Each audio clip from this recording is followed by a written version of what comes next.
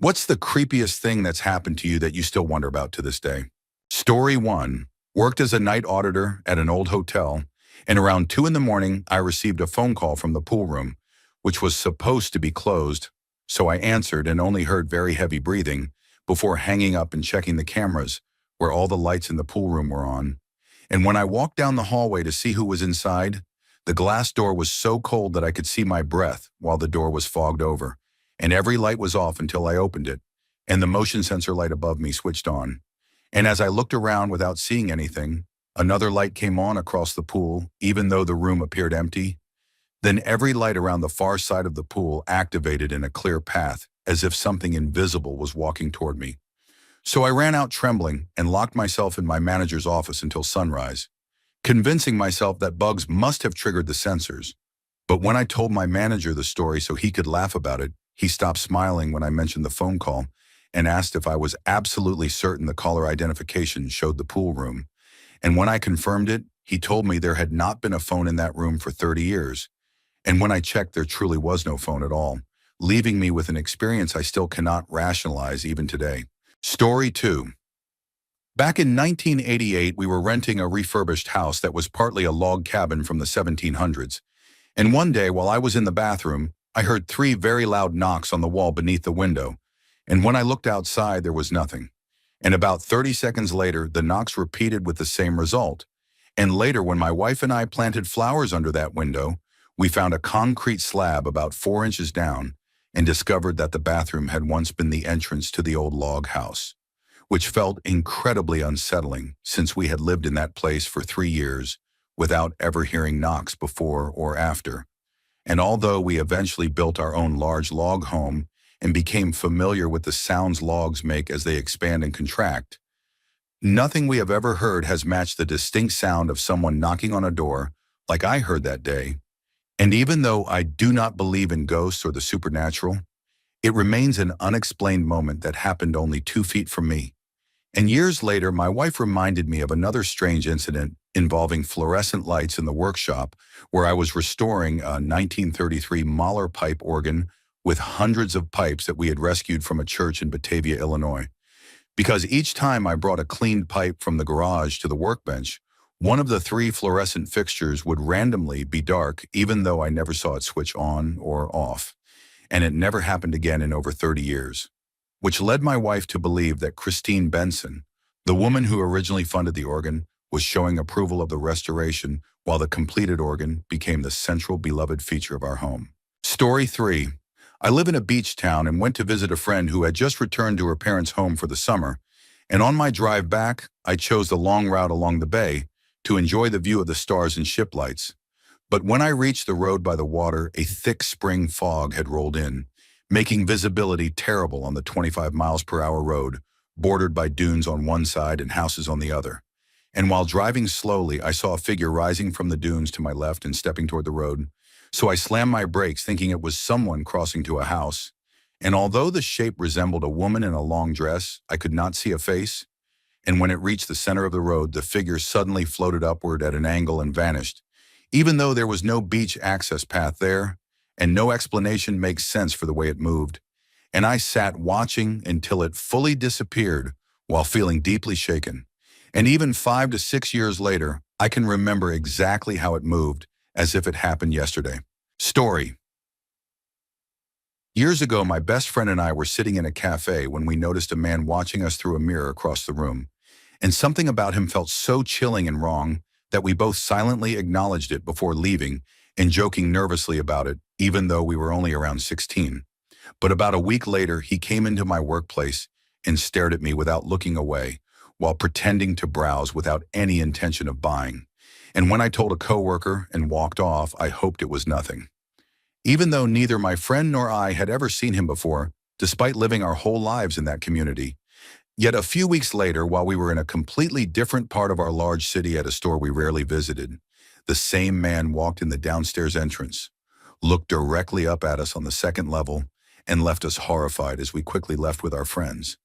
And soon after, he returned to my workplace, causing my coworker and manager to react immediately because even they sensed something deeply unsettling about him without needing any explanation. And when I was sent upstairs to avoid him, he followed me until my manager intervened. But before he could be removed, the man looked directly at me and asked if he made me uncomfortable. And a wave of dread hit me so suddenly that I burst into tears, something that had never happened in my life. And after that moment, the store required someone to walk me to my car after late shifts because everyone agreed his presence was disturbingly wrong. And even 9 years later, my best friend and I still talk about the terrifying energy he radiated. Story 5. One night, the door to my room began slowly creaking open, moving about half an inch at a time, and each time I looked directly at it, the movement would stop. But when I glanced back at the book I was reading, and then looked again, the door had shifted just a little farther open, continuing this unsettling pattern until it had opened almost wide enough for someone to walk through. So in a shaky but as commanding a voice as I could manage, I said, "Stop it." And the door froze mid-creak in that more than 160 years old house where everything made noise. And I was honestly almost too scared to fall asleep because I knew for a fact that there was absolutely no one else in my family home that night. And another experience was something that happened throughout my childhood on the isolated farm where I grew up, a place surrounded by woods that came right up to one side of the barn and acres of fields stretching between us and the nearest neighbor. And every night when I finished my chores, turned off the barn light and closed the door behind me, the only illumination came from a dim porch light about 40 yards away and from the moon and stars if the sky was clear. And every single night I felt something watching me from around the corner of the barn. Something I somehow knew was perched about 10 feet off the ground with glowing red eyes, radiating a feeling of evil so strong that I would run to the house as quickly as I could, completely convinced it was right behind me, even though I never told anyone about it because my parents tended to dismiss anything like that. And I did not want to be called a crybaby, which is exactly what my father would have said.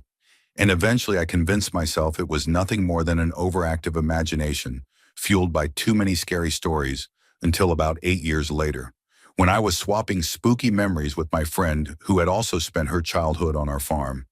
And she described feeling something tear, ifing staring at her from the exact same corner, at the same height with the same sense of red eyes, even though she had never seen anything. And my heart raced while she talked because it matched my own memories perfectly. And when I later cautiously asked my siblings without leading them, every single one of them described the exact same experience, saying that something frightening watched them from that same corner whenever they turned off the barn light. And even though I know we all grew up and outgrew those feelings, the strange part is how unlikely it seems that each of us felt the exact same thing in the exact same place for so many years. Story 6. That kind of thing used to happen to me in a room in the basement of my childhood home. A huge basement where only one room was finished for us to hang out in, while the rest looked like a dim attic filled with exposed support beams, thick cobwebs, and a decades-old furnace resting on uneven concrete. And my siblings and I spent countless hours in that finished room with a television and comfortable chairs set far inside the space, and the only doorway was positioned at the bottom of one of the two staircases leading upstairs. A staircase that always felt deeply unsettling because it creaked and crackled unpredictably and often gave each of us the sensation of being chased when we tried to go up it, while the other staircase could only be reached through the dark, unfinished side of the basement that was barely lit even on bright days and pitch black the rest of the time, with light switches and pull cords placed at awkward points designed to be turned on only while coming down from the kitchen, not from the finished room. And each of us as children felt watched by something lurking in the corner near the exit. Something that seemed to have red eyes set unnaturally high up, even though the ceiling was lower than 10 feet, giving me the impression that whatever it was spent most of its time crouching in that shadowy corner. And later in life, when I carefully asked my siblings without giving them any clues, I discovered that each of them had experienced similar frightening encounters, including my own memory from when I was about 5 years old and woke up in the middle of the night unexpectedly seated in one of the basement chairs far too close to the old television, a heavy CRT model with a column of analog buttons, which were pressed in a way that made the screen blast an overwhelming stream of loud static that filled the finished room with flickering white and gray light. And the rest of the basement behind me was pitch dark because I had apparently Walked there and positioned myself without turning anything on, something that made no sense since I did not even know sleepwalking existed at the time. And worse still, I immediately felt the familiar presence of that thing watching me from the corner while I sat frozen and silent with adrenaline pounding in my veins as the television roared louder than my heartbeat. And a chilling realization settled over me that no one knew I was there. No one could possibly hear me, and no one would be coming until morning because the television was too loud and my voice too small. And eventually I gathered every ounce of courage and ran directly past the corner and up the stairs, flipping the light switch as I went and feeling the overwhelming sense of being followed. Though I do not actually remember running through the rest of the house or climbing into my bed, and I do not recall my parents reacting the next morning, even though they surely found the basement light on and the television still blasting static. And to this day, I genuinely do not know what happened or how I ended up there. But I have never been convinced it was a simple, ordinary explanation. Story 7. I was probably around 6 or 7 years old in Turin, Italy, and my mother, my sister, and I were at the train station preparing to visit friends in Rome. And my mother wanted to call her friend to let her know that our train would be a few hours late, which is extremely common there even today. So she brought us to a payphone and told my sister to hold her hand while she kept an eye on the suitcases. And I was supposed to hold my sister's hand. But as my mother was making the call, a tall man suddenly grabbed my hand and began walking, or more accurately pulling, me away from my sister while asking me strange questions about whether I had many friends at school. And I was too shocked, too young, and too naive to understand what was happening as panic began to rise inside me. Yet for some reason, I focused on answering his questions while he continued leading me toward the main entrance of the station until, just a few feet from the exit, my other hand was suddenly grabbed by my mother, and I heard her let out a scream louder than anything I had ever heard in my life. And the man bolted away faster than I believed anyone could run, as I stood there frozen, watching him disappear, while my mother cried and begged for forgiveness and hugged me tighter than she ever had before. And when I turned, I saw my sister pointing her small finger at me, with tears streaming down her face, mouthing my name over and over again, even though she probably could not speak at that moment.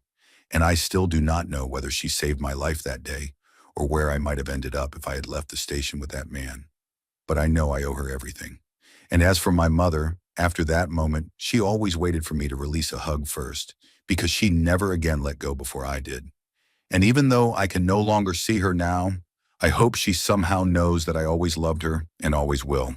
Story 8. One afternoon I was upstairs in the bathroom, sitting on the old porcelain throne and minding my own business in the most vulnerable position a person can be in. And a few feet across from me stood a tall metal towel rack where I kept a flashlight with a magnet attached because I lived in a very rural and isolated town where, for many years, the power grid was unreliable due to wind, rain, and aging transformers that flickered, failed, or even exploded until they were finally replaced over the last 5 years.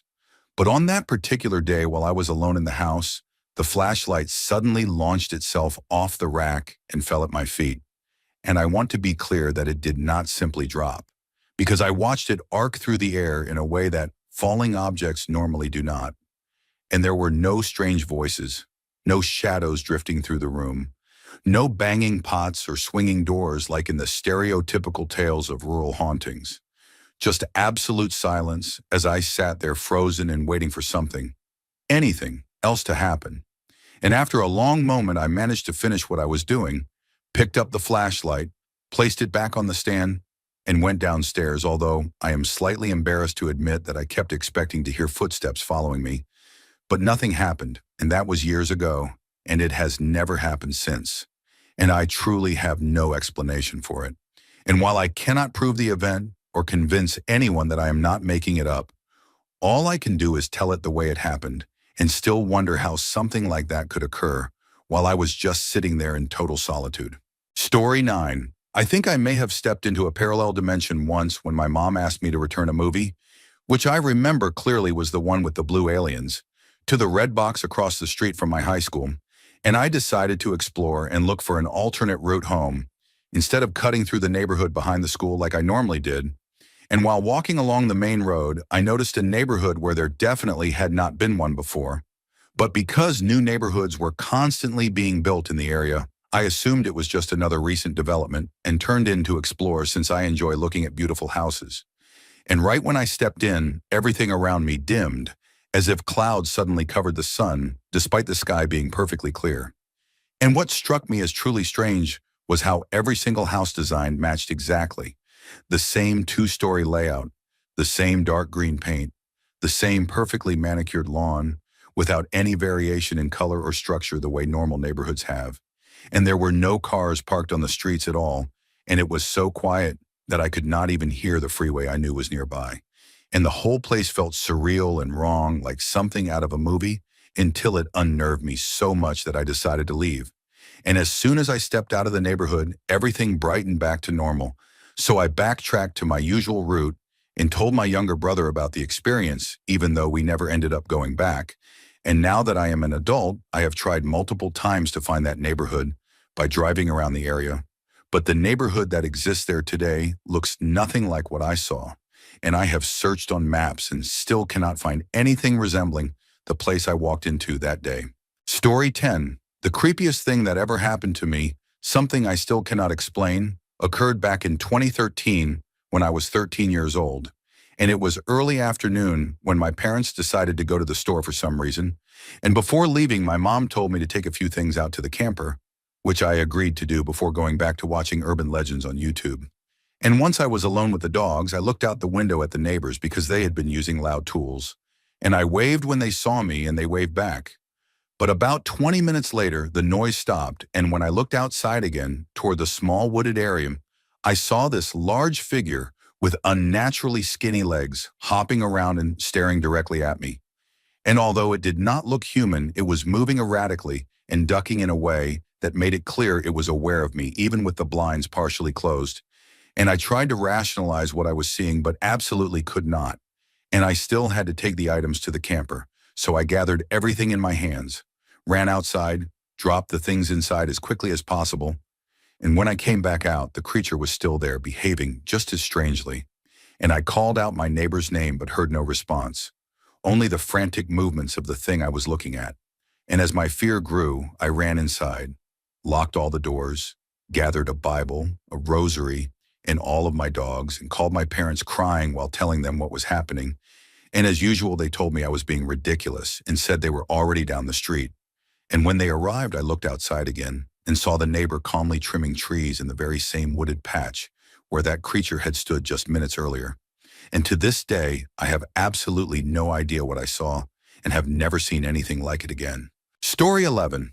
I have several occurrences that began when I was young and slowly tapered off as I got older, and I will try to recall them in order, beginning when I was 12 years old and was looking at a picture of a girl hanging on my mom's wall before falling asleep beside her while she read a book. And shortly after drifting off, I began to see the girl's face vividly in my mind until her eyes came sharply into focus, and I suddenly heard a loud snapping noise inside my head. And immediately afterwards, I found myself completely paralyzed, awake, and trying desperately to call out to my mom, who was still beside me reading, and completely unaware that I was lying there, terrified and unable to move. And this kind of paralysis began happening frequently. And by the time I was 16, it occurred one night in my own bed with far greater intensity, along with a rhythmic whooshing sound that always accompanied these episodes and grew stronger whenever I tried to regain control of my body. And over the years, I had formed a habit of trying to break free, starting with my fingers, then my hands, and then the rest of me. But on this particular night, as the whooshing intensified, a horrible voice began speaking in time, with a rhythm saying something along the lines of, "You will do as he says." And it was so sinister and horrifying that after years of being terrified simply by the paralysis itself, I was overwhelmed by the sudden feeling that something malevolent was trying to take control of me. And I fought with everything I had until I broke free, ran to my mother's room in complete panic, and woke her up only to be met with anger and blame instead of comfort. But the experiences continued, and later that same year, I fell asleep on the sofa in the living room and woke up paralyzed again without knowing how much time had passed. And this time I closed my eyes trying to ride it out until seconds later, I felt as if I were rushing upward at incredible speed. And when I panicked, Kicked and opened my eyes, I found myself floating only a hand's length from the ceiling, fully awake and aware. And when I turned, I saw my own body lying peacefully on the sofa below me. And I must mention that among my three older sisters and myself, we had all experienced unsettling things in that house that convinced us it was not normal, with two rooms standing out as especially disturbing, and each of us believing that two different presences occupied the home for reasons we never fully understood. Story 12. I had a Doberman named Zeus since I was little, as my parents got him not long after I was born, and he became my best friend who followed me everywhere. But around 8th grade, he developed a serious tumor along with a snake bite to the face, and although the snake bite eventually healed, the tumor became multiple tumors and he had to be put down soon afterward. And years later, my dad was sitting downstairs watching television when he heard a dog running down the stairs and looked up to see Zeus peeking through the railing, before turning and running back up the steps the way he used to do when checking on us. And once when I was sitting on my bed, working on something, I looked up from my laptop and saw Zeus standing in my doorway, wagging his little nub before walking off. And both my dad and I used to see him frequently, even though it has been a while now. Yet I still occasionally see shadows under my door, as if he is walking around. And another experience still shocks me because my middle school held a yearly festival called Carnival on the campus grounds. And since it was a Catholic school, there was always an unlocked church on site for anyone who wanted to go in and pray. And one night during the event, my boyfriend and one of his friends wanted to explore the church. And while they wandered around completely creeped out, I walked into the main area with the aisles leading to the altar and froze when I saw someone sitting there. And then I recognized the blue overalls, the glasses, and the pen in his pocket. Because sitting in the pew where my family always sat was my grandpa, who had passed away 3 or 4 years earlier. Story 13. When my parents divorced, I moved from the city to a small rural town when I was 12, and I often went to the arcade with a kid I befriended because $5 gave us endless games, and the owner usually fed us dinner with a hot dog and a drink. And although his slightly run-down house overlooked the town's train yard in a way that seems strange in hindsight, I stayed the night there once in his attic bedroom on the 3rd floor, with a low ceiling and a small window where you could see the entire yard and all the long trains slowly coming and going. But right before we went to sleep, I casually looked out the window and saw no trains at all across the dozens of tracks, only the silhouette of a man standing alone in the middle of the yard. And even though it was too dark and too far to see his face, I felt with absolute certainty that he was staring directly at me. And something about him felt wrong in a way I still cannot describe. And even though I was sure he could not see me in the dark attic, he remained completely still for what felt like forever, until I finally woke my friend. And when we both looked out again, the man was gone. And the memory is like a frozen image in my mind, even though I can no longer remember my friend's name, how I met him, what my school looked like, or much about that town at all. Yet I still remember the train yard, and I still remember that man. Story 14. I did not want a cat because I considered myself a dog person and already had a dog, but my stepbrother began feeding a stray that lingered around our condo, and when he moved out, he left the cat behind, and the cat and I became close companions through 3 moves before settling into the home where my wife and her 2 older cats lived. And after they passed peacefully and I buried them in the yard, it was just the cat, my wife, me, and my deceased mother's old Chihuahua. And although we lived in a quiet neighborhood in southern Florida, the cat began developing a strange cough that worsened. And the vet eventually told me they could not help him and that he would only continue to suffer. But I could not bring myself to put him down because he still seemed active and happy, even as his breathing became strained. And eventually the day came when he struggled badly, and I made the heartbreaking appointment as it grew dark.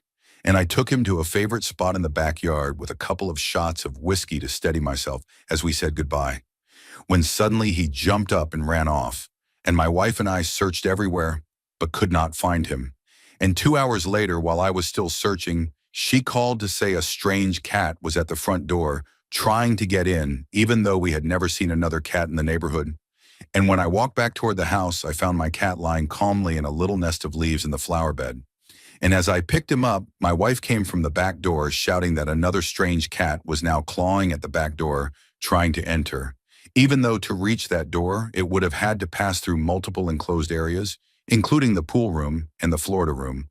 And as I walked past it, holding my cat, the strange cat watched silently. And when I went back outside, I saw several other cats surrounding the yard at a distance watching us. And my wife and I, both calm and logical people in our 40s, were completely unsettled as the cats continued scratching and making strange noises while my cat struggled on the couch. And after a long night, we eventually fell asleep. And at 4 in the morning, I woke up to find him curled in my closet, barely hanging on. And after letting my wife say goodbye, I took him to the emergency vet around 5:30, where he passed peacefully in my arms. And when I returned home, all the strange cats had disappeared, and we buried him in the flower bed where he had chosen to rest. And a few days later, when I mentioned his passing to my neighbor, her husband said he had also seen the sudden gathering of cats that night, and their indoor cat had acted strangely, as if trying to get outside.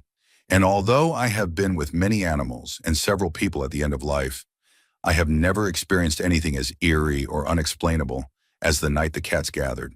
Story 15. I worked on the grounds of a historic property, the old governor's mansion in Virginia, when I was younger, and although the main 10,000 square feet house was creepy in countless ways, the real weirdness took place in the worker housing where one of my buddies lived. And sometimes during lunch we would go over so he could nap while I relaxed on the couch. And one day while I was passed out, I woke up to the sound of what absolutely resembled chains dragging beneath the living room floor, not loud but unmistakably coming from a specific spot, even though there was nothing under the house that could have caused it. And the moment I moved, the sound stopped instantly, and I never heard it again. But when I asked my buddy about it, he reacted like I had guessed something impossibly specific and asked if I had really heard the chains, then explained that he had heard the same sound from the same spot for years, usually early in the morning when he was asleep on the couch, and it always woke him up and always stopped the second he became fully alert. And he assumed it was something only he heard, possibly sleep-related, but my hearing it terrified him. And over the years, he would occasionally mention hearing the chains again, sometimes weeks apart and sometimes months. Always the same sound from the same place disappearing the moment he stood up, and I would joke about them coming for him. But nothing else ever happened until one day something truly unexplainable occurred. Because that morning, he'd heard the chains right before getting up to come into work and had been annoyed because he lost sleep after staying up too late. And when we planned to go to his place for lunch so he could nap and I could cook, we walked through the door and found his cat dead in the exact same spot on the living room floor where the chain sounds always came from. And the cat was healthy, around 5 years old, with no visible injuries. And when he took it to the vet, they couldn't determine the cause without an autopsy, which he declined. And he had the cat cremated and placed the urn on a shelf in the living room. And from that day forward until he moved out nearly 5 years later, he never heard the chain noises again, even though they had happened every few weeks for 3 or 4 years. And once the cat died, the activity completely stopped, leaving us with no explanation whatsoever for what we had experienced and making it the strangest thing that has ever happened to me. Story 16. It was 2016, and I was 18 years old working as an au pair in Rome for the first time traveling abroad alone. And I am Asian American, which matters for the story. And the first time I encountered him, I was riding the commuter train to an evening event downtown when he sat beside me and struck up conversation. Appearing to be in his early 30s, well-mannered, clean-shaven, and seemingly ordinary as he talked about being a native Roman with generations of family history in the city. And when he got off, he asked for my number, but I only took his without giving mine. And right as he left, he said casually, "You seem very young. Are you 20?" Which immediately set off alarms in my mind, even though I did not fully understand why. And I chose not to contact him. But about a month later, without having reached out at all, I saw him again during a crowded weekend when I was sitting in a very busy piazza with hundreds of people around. And despite the crowd, he walked directly to the monument I was sitting on and sat right beside me without recognizing me. Then began talking to the Asian woman on his other side and told her a completely different story about being from Milan on a business trip before asking for her number and repeating the exact same phrase, "You seem very young. Are you 20? Mafui," and when she refused and her male friend arrived, he left quickly. And 2 weeks later, I saw him again, even though I had never initiated any contact as I sat in Piazza Venezia on a quiet weekday. And he appeared walking directly toward me while speaking angrily on the phone before sitting about 10 feet from me and looking over in a way that made it clear he recognized me. And I got up and left with my heart racing. And when I turned back a minute later, he was gone. And I left Rome 2 days after that, never seeing him again. But I have always felt that something sinister was behind these encounters, and I cannot shake the belief that he may have been targeting young Asian women for something dangerous. So I share this as a warning for everyone, especially young women, to remain aware of their surroundings because you never truly know who you may be talking to. Story 17. When I was around 12 years old, I was left home alone one evening because my mom was at work and my dad and brother were down the street at a neighbor's house. And since we lived in what was considered a safe neighborhood and my dad was nearby, it felt no big deal to be alone. So I decided to take a shower with the bathroom door open. And while I was washing, I heard the sound of someone coming through the front door and thought nothing of it, assuming my dad had come home. And even when I heard drawers being rummaged through in my parents' bedroom, I still did not think much of it. So as I was nearly finished, I called out, "Dad, can you shut the door?" Hoping for a bit of privacy, but no one answered. And suddenly an overwhelming wave of terror hit me out of nowhere. So I hurried to finish and turned off the water. And as I was reaching for my towel, I noticed a human shadow on the other side of the mostly opaque, slightly translucent shower curtain, and I froze completely, standing silently as my senses sharpened while I tried to process what was happening. And then the floor creaked as the shadow slowly moved toward me. In a small gap opened between the curtain and the wall where a stranger's face suddenly appeared staring in at me. And I stood motionless, making eye contact with this intruder.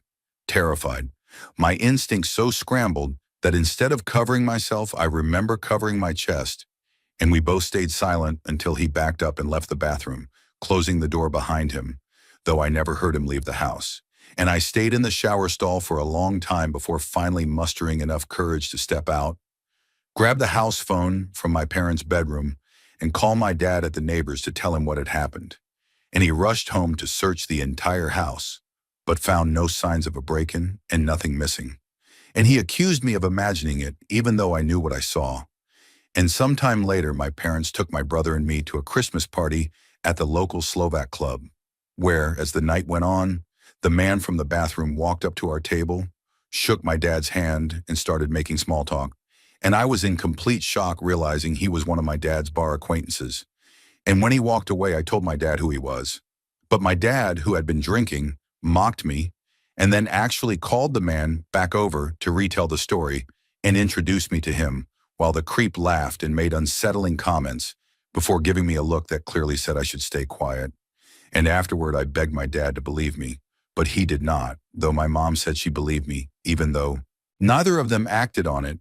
And years later, when I brought up the memory again as an adult, my dad froze because he had forgotten the entire incident until I reminded him. And then he told me the man had recently been jailed for breaking and entering, confirming everything I had always known was real. Story 18. When I was nearly kidnapped at 13 years old, along with my friend, both of us small and underdeveloped enough that we easily looked around 11, we were walking from the community pool back to her house wearing normal clothes because we had already changed out of our swimsuits, and the walk was about half a mile along a semi-busy two-lane road, with her neighborhood entrance nearby, as well as a field with dense woods, a few houses, and other neighborhood entrances on the way. And we were walking on the left side of the road facing traffic when a van passed us heading in the opposite direction. And moments later, the same van was behind us on our side of the road, going the same direction we were walking, meaning it had turned around to approach us again. And although at first I assumed the driver had simply missed a turn, I felt a terrible dread rising even before the van came alongside us. And the scruffy man driving rolled down his window and politely asked where we were going. And although we kept walking, I instinctively said we were meeting my dad at the next house, hoping it would deter him, and he hesitated before asking if he could give us a ride. But I said no. And at that moment, another car approached behind the van, forcing the van to move or draw attention. Yet the van lingered just long enough for the rear door to suddenly slide open violently, revealing a second man hidden inside who shouted for us to get into the van. And right then, the car behind them honked loudly. And as I looked back, I must have appeared terrified because the driver of that car got out and asked what was happening, though I did not trust them either in that moment. And I took their interruption as our one chance to escape, grabbing my friend's wrist and running full speed into the field. And as soon as we bolted, the man in the van sped into a nearby neighborhood on his side of the road, and my friend, knowing the area, led us through a shortcut in the woods, into a neighborhood where we could cut through yards to reach her home without returning to the main road. And we ran the entire way despite branches and bushes slowing us down. And when we finally made it into her house, we kept repeating, "What just happened? We are so lucky to be alive," before hugging and watching Scrubs on DVD to calm ourselves. And when her mom arrived, she immediately noticed we were scratched and dirty. And after hearing what happened, she called her police friend, who later told us they had found two men matching the description in a very specific type of van, though we never asked for details afterward because we just wanted to forget. But I have never forgotten how close we came to disappearing that day around 2006. Story 19. When I was around 12 years old, a few neighborhood friends and I decided we would try a seance. Nothing serious because we were young and clueless. So in the middle of the day, we turned off all the lights in my friend's bedroom and started asking the typical dramatic questions like, "Spirits, if you are here, give us a sign." And nothing happened. And then, "Spirits, if you are here, make a noise." And still nothing. And after about 10 minutes of repeating variations of the same questions, the last thing we asked was, "Spirits, if you are here, turn on the computer." And at that exact moment, the house phone rang, which made all of us scream before laughing about the timing. And about 2 minutes later, my friend's mom ran upstairs and told me I needed to take the call in her bedroom. And she held my hand while I talked to my mom, who told me she was coming to get me because my uncle had just attempted to take his own life, but survived. And I panicked and ran out crying until my mom picked me up and we went to the hospital. And to this day, more than 25 years later, my uncle still swears he was not suicidal, had never been depressed, and has no explanation for how it happened, saying he had been cleaning things in the basement of my great-grandmother's house where he lived at the time, and found a gun that had belonged to his father, loaded, and said he completely blanked out after picking it up until the moment it fired. And he said he put it in his mouth and pulled the trigger, and it did not go off, then put it to his temple, and again it did not fire, and then pulled it away from his head and shot it into the air where it finally discharged. And only then did he snap out of whatever state he was in and realize what he was doing. And he called the ambulance himself and checked in for help because he could not explain where the feeling came from or why he acted the way he did. And I still believe that something sinister and unseen was connected to that seance and somehow manifested through him after we foolishly asked for things we did not understand. Story 20. My family has lived in the same house since I was 4 years old, a house built in 1907. And while many people claim their homes are haunted, we are absolutely certain ours is, to the point that even my dad, the most skeptical person imaginable, has become a believer.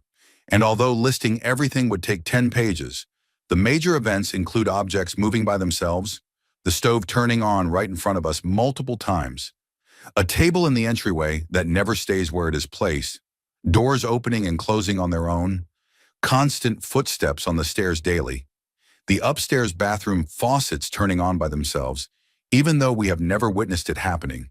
And during a time my bathroom was being remodeled, I used the one bathroom without an exhaust fan and came out of the shower to find a shoe drawn perfectly in the fogged mirror, along with endless strange noises from the basement.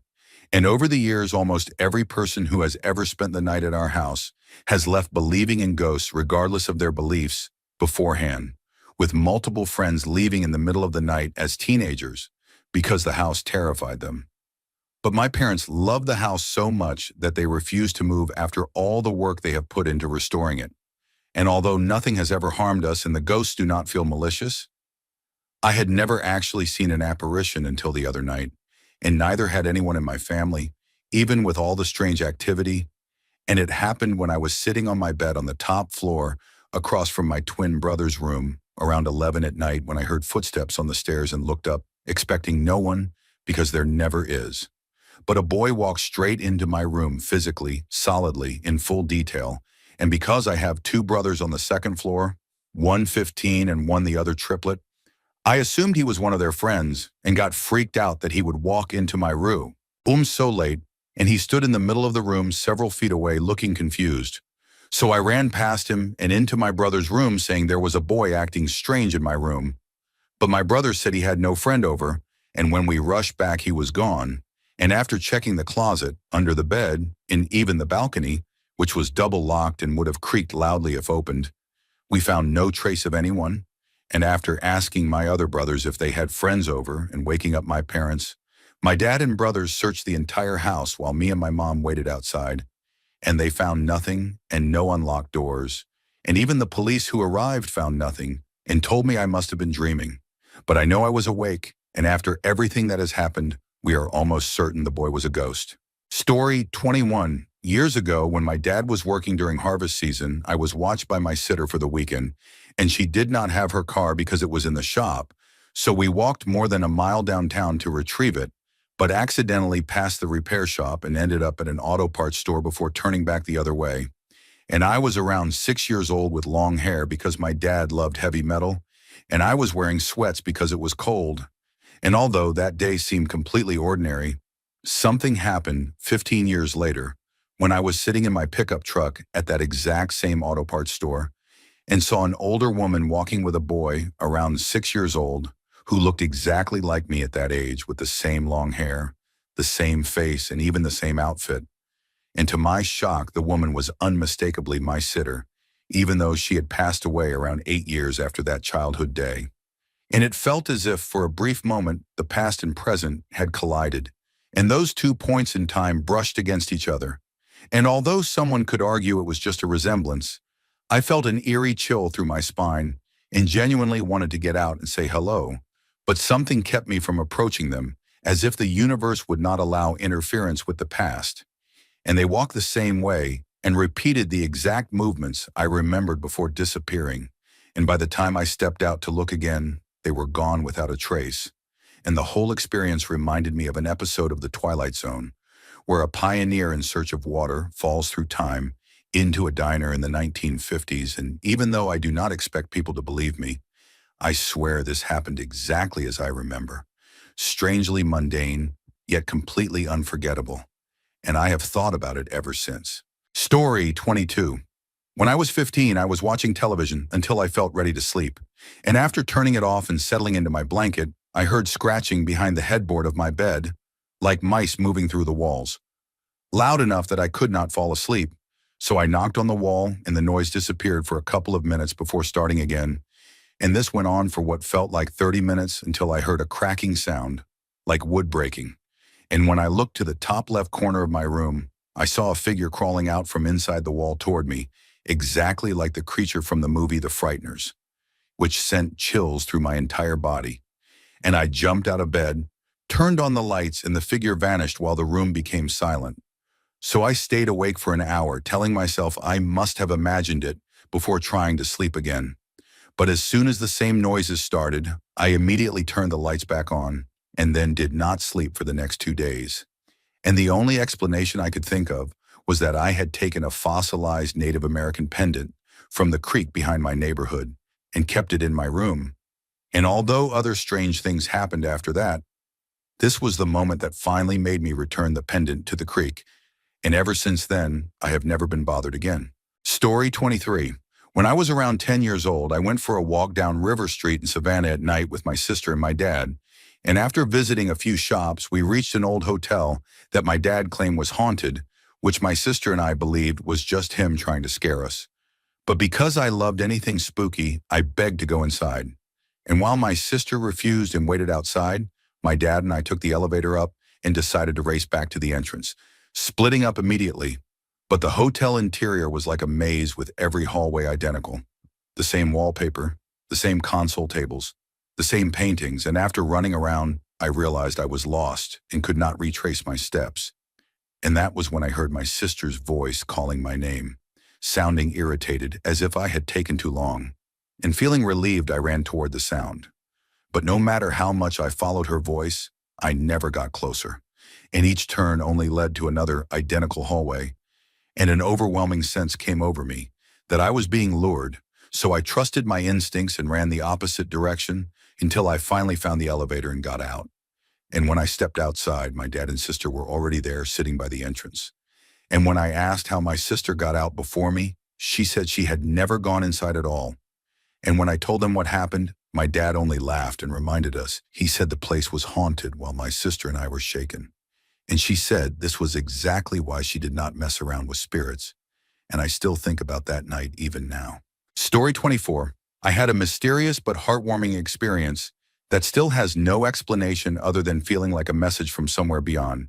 Because my grandpa was a brilliant but very serious man who never showed emotion no matter how heartfelt you were with him. And while he was being treated for lung cancer, we planned to visit him, but the hospital went into lockdown due to a virus. And 2 days later, I received the call that he had passed away without us getting to see him one last time. And in our tradition, the whole family gathers to mourn together. So on my way home, I bought a bottle of whiskey for the gathering and a can of cola for myself, even though I was not much of a drinker. And while everyone was drinking heavily and sharing stories, I sat there wishing I had told my grandpa how much he meant to me while he was alive. And eventually I got up to grab the cola from the refrigerator door shelf where I had placed it, only to find it missing. And after looking through the fridge, the kitchen, and even the trash with no sign of it, I told my family and no one knew anything about it. So I checked the fridge again, and suddenly the can was hidden behind bowls on the top shelf where we never put drinks because they freeze there. And the bowls had clearly been there since the previous day. And when I asked if anyone moved it, they all said no. So I opened it, drank it, and returned to the group. And when I finished the can, it had the words, "I love you," printed on the side, which was not shocking because back in 2015, many cans had messages.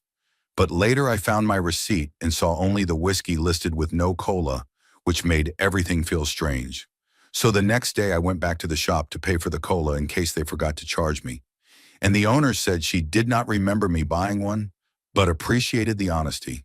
And before leaving, I checked the cola cans on the shelf, expecting to find ones with messages. But every single can was plain. And the shopkeeper told me they had stopped selling the message cans months earlier.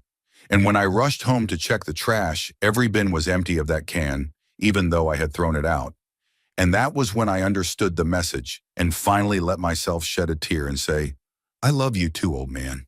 Story 25. When I was around 13 or 14, I went to hang out with my friend in a town next to where we lived. And since we lived in an area that felt extremely safe, we walked there and back because it was only about 15 minutes. But by the time we were heading back to her house, it was dark, and a pickup truck drove past us, slowing down slightly as it went by. And although we did not think much of it at first because nothing bad had ever happened in our neighborhood, the same truck passed again, going the opposite direction. Then again, and again. And by the second time, we were uneasy, but by the fourth time, we were very nervous. And then the truck stopped on the corner of the road about 100 feet in front of us, sat there for a moment, and finally drove away. So we started running as soon as it disappeared. And when we reached the corner and looked down the road, it had turned on too. We saw it coming back toward the main road because it had distinctive lights on the top. And even though we could already see her house, we did not want the driver to know where any of us lived. So we ducked behind a trailer in a small gravel parking lot a few buildings away from her place. And after the truck drove by again, we sprinted toward her house the second we felt unseen, running into her backyard, waiting one more time for the truck to pass, which it did, and then rushing inside through the side door. And although it was scary in the moment, now that I am older and watch a lot of true crime, the entire situation feels deeply unsettling because I still have no idea who the driver was or what they wanted. And I have never seen that truck again. But I am grateful we were alert enough to notice and close enough to her house when it happened, because I honestly do not want to imagine what could have happened if we had turned down a darker street. Story 26. I think I am a bit late to this, but here it goes because I met my best friend when we were in primary school. And after 2 years, he had to move to France with his family since his mother was originally from there. And life would be better for his little sister who had a medical condition. Yet we always stayed best friends and cared very deeply about each other, even though we only saw one another during vacations. And 4 years ago in summer, he came back to the place where he used to live and where I still lived in a Balkan country. And I was always thrilled to see him. And although we went to the beach that first day, the part I remember is when we went to a small fast food place we always used to visit because he missed the food. And since I had forgotten my money, I asked him to pay for mine. And he had 10 euros and the meal cost 5. So he took his 5 euros change and we walked while eating before heading for a drink. But when we reached the village square, he realized he had lost the change. So I told him I would go back to look for it and be right back. And when I returned to the fast food place, there were some kids outside who told me that someone had found the money and was inside. So I went in, found the guy, asked for the 5 euros. He held it up and asked if it was mine. I said yes, and I left. And then I walked back to meet my friend, but he was nowhere. And after searching, I went home to see if he might have gone there. And when my parents said they had not seen him, I went to my room and messaged him asking where he was because I had been looking everywhere. And 7 minutes later, he replied saying, I must have messaged the wrong person, which made no sense. So I called him on video, and he answered wearing a different shirt, and slowly I understood he was actually in France, and he kept showing proof that he had never been here. And when the truth hit me, I felt something inside me collapse because I knew I had just spent the whole day with someone who looked and acted exactly like him, and yet he had never been in the country. And when I hung up, I could not stop crying because it felt like the world had tilted, and I am not someone who cries easily. Maybe 4 or 5 times my whole life. But even now, whenever I think about it, I start crying again. And I did not tell anyone else because my family never believes in anything unusual, and I knew it had really happened. And even the kids at the fast food place confirmed I was looking for the money, and I still have no explanation, no theories, just the same cold wave of goosebumps every time I remember it. Story 27. I worked nights in a pediatric intensive care unit that had its own freight elevator in the back near the doctor's offices, and no one used it except the doctors, and no one could access it without a specific card key. And the doctors were never there at night unless a major emergency happened. And since we usually only had around 4 children with 2 or 3 nurses, it was a small unit. And that night it was just me and another nurse with only 2 patients after an exhausting day shift that involved several critical transfers and 1 child who passed away. So the shift report was short, but the day nurses were emotionally destroyed with used supplies scattered everywhere. And even though they normally cleaned their own mess, we told them to clock out so we would handle it. And after the last doctor finished a phone call with a receiving facility, he left through the freight elevator, and we turned off most lights as part of the night routine, including the back hallway, the doctor's offices, and the elevator area. And after assessing our patients, restocking crash carts, and cleaning the unit, we were playing Phase 10 at the nurse's station when we suddenly heard the freight elevator ding, even though no one was there. And we brushed it off as an old elevator being cranky.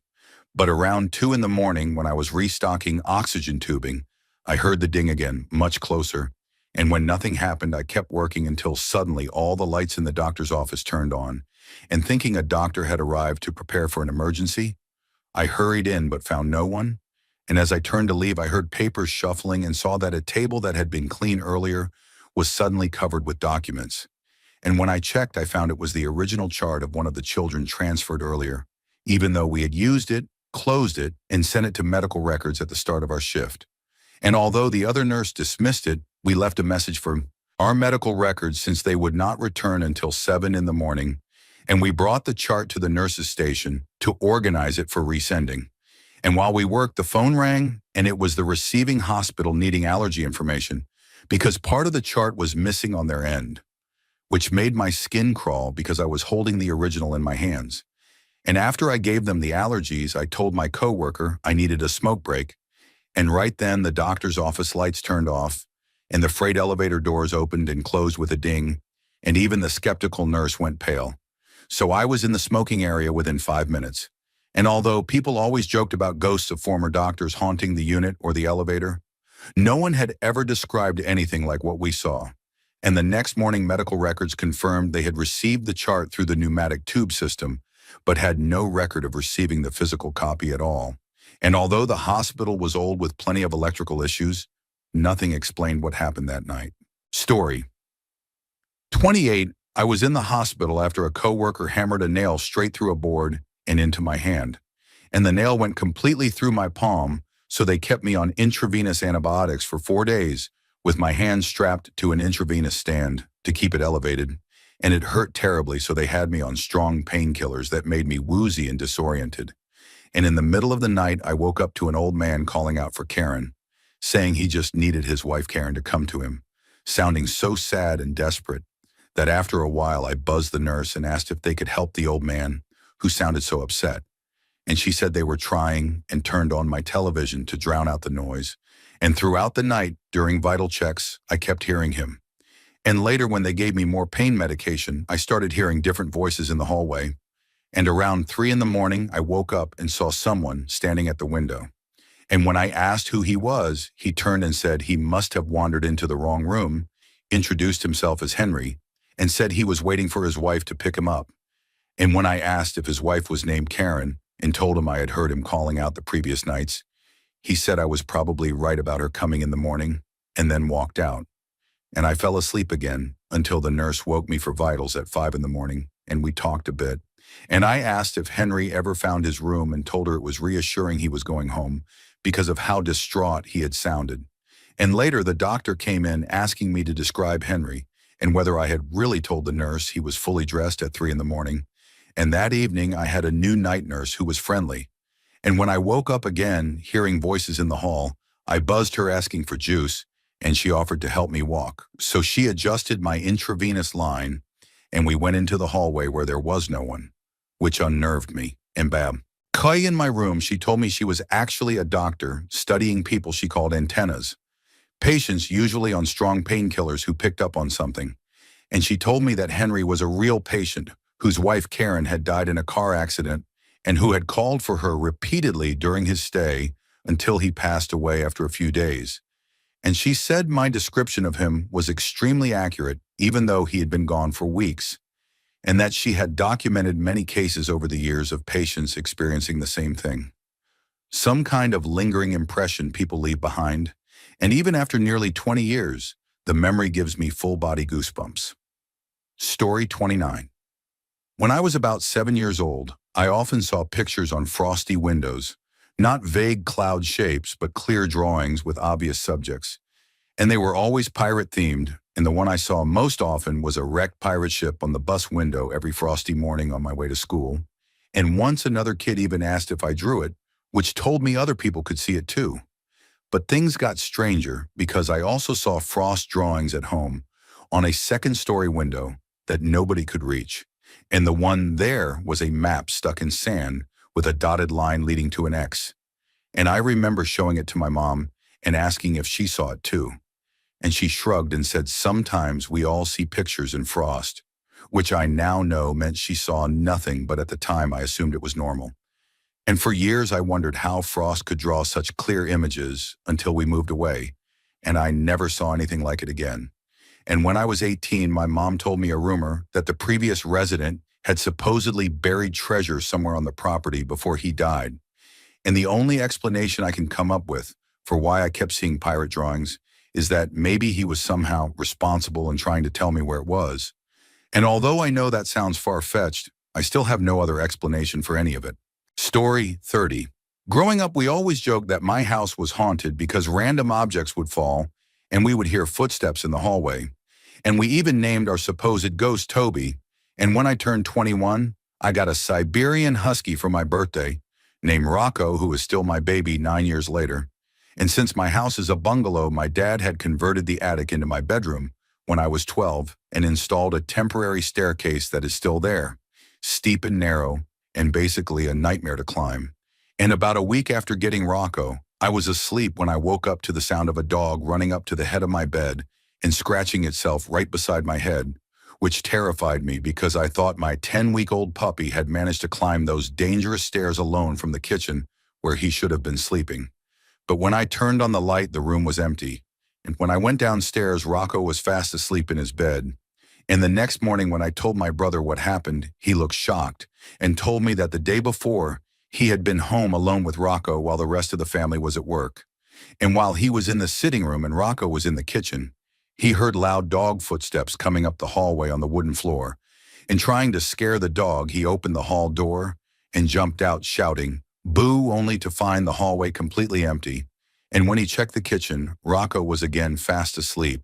And every now and then, something strange still happens, and we always say it is just Toby, our ghost dog.